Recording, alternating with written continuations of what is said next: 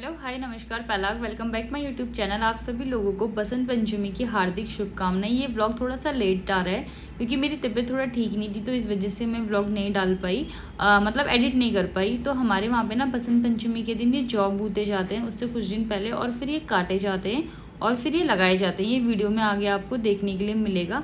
तो आज का दिन बहुत ही ज़्यादा अच्छा दिन है। आज रविवार का दिन है, हम सब घर पे ही थे और बसंत पंचमी के दिन पीले रंग के वस्त्र पहने जाते हैं। तो मैंने पीले रंग की साड़ी निकाली थी और ये मेरा सारा श्रृंगार का सामान है, मतलब जो एक सुहागन औरत पहनती है उसका। और ये हमारे वहाँ का पिछौड़ा जो मैरिड वूमेन पहनती है, मतलब जो सुहागन होती है वही पहनती हैं। और ये है हरेला मीन्स जौ, मीन्स हरेला नहीं जौ, जो आज के दिन हम लोग लगाते हैं पूजा करने के बाद। तो उसके बाद मैं फटाफट से रेडी हो गई। जो बसंत पंचमी है ना, उसका हमारे वहाँ पे बहुत ही ज़्यादा मान्यता होती है। और जो बसंत पंचमी है वो हर राज्य में बनाई जाती है और अलग अलग तरीके से मनाया जाता है।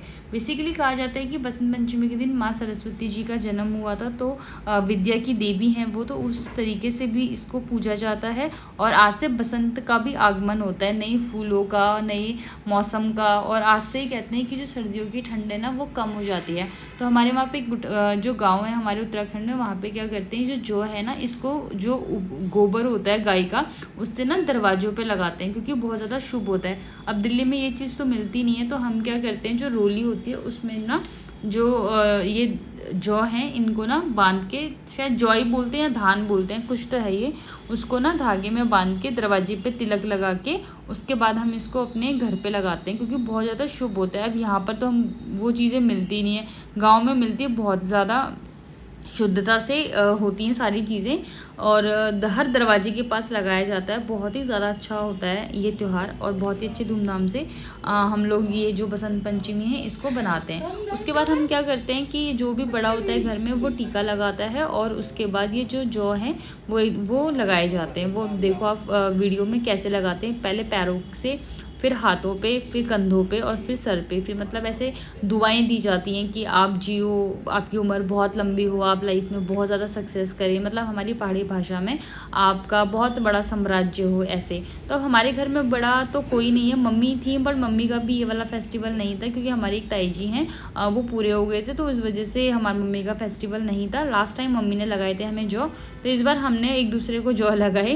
पहले अर्जुन ने मुझे लगाए, फिर मैंने अर्जुन को लगाए। और यहाँ पे मैं सोच रही थी कि मैं तुम्हें क्या क्या बोलूँ तो मैं उसको मजाक में बोल रही थी कि तुम्हारी बहुत ज़्यादा कमाई हो जाए, तुम बहुत ज़्यादा रिच हो जाओ, तुम अब मेरे सारे शौक पूरे करो, ऐसे ऐसे करके मजाक कर रही थी मैं उसके साथ। फिर मैं चल गई किचन में क्योंकि हमारे वहाँ आज के दिन बहुत सारे पकवान बनाए जाते हैं, मतलब पूरी हो गई, मांस के दाल के बड़े हो गए, रायता हो गई, पूरी हो गई, सब्जी हो गई, जो जितना बना सकता है मतलब। तो मैंने सबसे पहले रख दी थी खीर बनने के लिए क्योंकि खीर बनने में टाइम लगता है, तो मैंने चावल रख दिए थे पहले बॉयल होने के लिए।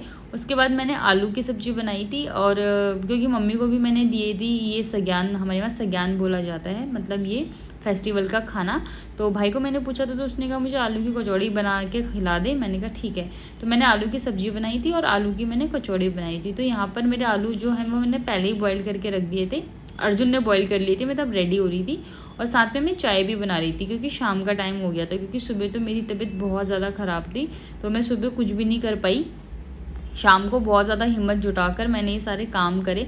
ऐसे दिखता इजी सब कुछ है वीडियो में, बट कुछ भी इजी नहीं होता, मेरी बहुत ज़्यादा मेहनत लग जाती है ये सारा काम करने में। तो बस यहाँ पे मैं आलू का मसाला बना रही थी क्योंकि आलू में मैं प्याज तो डालती नहीं हूँ, सिर्फ टमाटर डाल के मैं बनाती हूँ बहुत सिंपल तरीके से। उसके बाद मेरे यहाँ पर चाय भी हो गई थी, उसमें मैंने दूध डाल दिया था।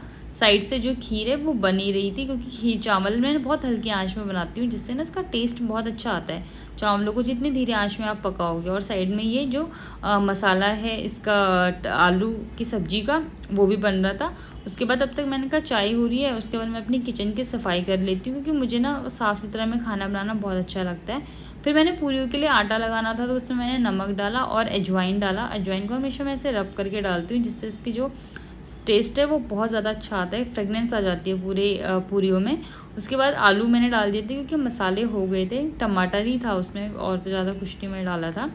तो जो बसंत पंचमी का त्यौहार है ना, ये बहुत ही ज़्यादा अच्छा लगता है क्योंकि इस दिन ना, मतलब एक तो सारे लोग पीले पीले कपड़े पहनते हैं और जो भी फेस्टिवल होता है वो ना एक बहुत अच्छी वाइब्स देता है, घर में बहुत अच्छा फील होता है कि आज कुछ है अलग से।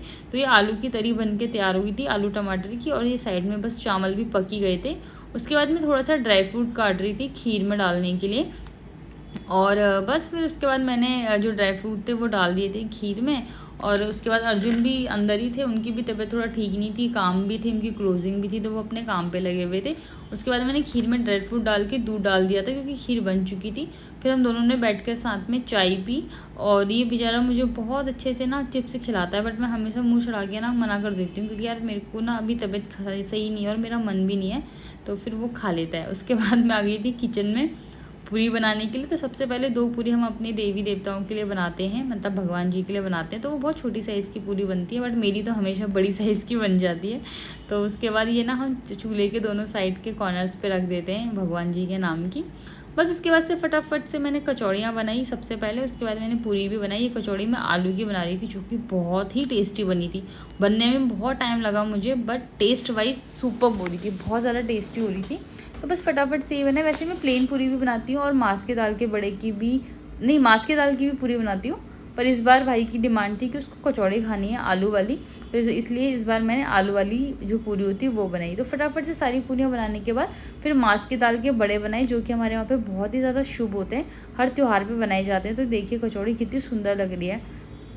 उसके बाद ये सारा खाना रेडी हो गया था। फिर नंबर आया खीरे के रायते का, क्योंकि खीरे का रायता भी बहुत ज़रूरी होता है इसमें, मतलब जितने पकवान आप लोग बना सकते हो उतने पकवान हमारे इस त्यौहार में मनाए जाते हैं। क्योंकि हमारे उत्तराखंड में ना जो भी त्यौहार होता है उसमें सबसे मेन जो रोल होता है वो खाने का होता है। बहुत ही खुशी उल्लास के साथ हम लोग ये सारा खाना बनाते हैं, बहुत दिल से बनाते हैं, क्योंकि हमारे उत्तराखंड में ना, उत्तराखंड एक ऐसा राज्य है जहाँ पर आपको खेती बाड़ी जो होती है वो सबसे ज़्यादा होती है, सबसे ज़्यादा सब्जियाँ होती हैं, सबसे ज़्यादा अनाज होता है। तो वहाँ पे सबसे ज़्यादा जो इम्पोर्टेंस दी जाती है वो खाने को दी जाती है, खाने के पकवानों को दी जाती है, और बहुत ही दिल से और खुशी के साथ सारी चीज़ें बनती है। तो ये खीरा है और ये मतलब मैंने क्रश कर दिया था, उसके बाद सारे दही के साथ मैंने इसको मिक्स कर लिया था। बस उसके बाद मैंने रेडी कर लिया था आज का खाना बसंत पंचमी का। तो आप लोग बताइए आप लोगों का कैसा रहा बसंत पंचमी का त्यौहार। मेरा तो बहुत ही ज़्यादा अच्छा रहा। हेल्थ सही नहीं है बट त्यौहार बहुत अच्छा रहा। बस उसके बाद मैंने प्लेट लगाई, सबको खाना दिया, और उससे पहले मैंने भगवान जी को भोग लगाया। तो आप सभी लोगों को बसंत पंचमी की ढेरों सारी शुभकामनाएं। और अगर आप मेरे चैनल पे नए हैं तो प्लीज़ मेरे चैनल को लाइक शेयर एंड सब्सक्राइब करें, और बहुत अच्छे अच्छे कमेंट करें। अच्छा लगता है जब आप लोग कमेंट्स करते हो, लाइक करते हो, सपोर्ट करते हो, उसके लिए दिल से धन्यवाद। और फिर से आप लोगों को एक बार सारे त्योहारों की और बसंत पंचमी की ढेरों सारी शुभकामनाएं। और ये है जो जौ आपको मैं बता रही थी, जौ या धान कुछ भी जो भी होगा, मतलब मुझे श्योर नहीं हूँ मैं इसको क्या बोलते हैं, बट दोनों में से एक है। तो ये थी मेरी बसंत पंचमी की थाली, जो कि बहुत ही ज़्यादा टेस्टी थी खाने में। जितनी टेम्परिंग ये देखने में लग रही है उतनी खाने में भी थी। उसके बाद मैंने भगवान जी को भोग लगाया और हम सब ने भी खाना खाया। Thank you so much.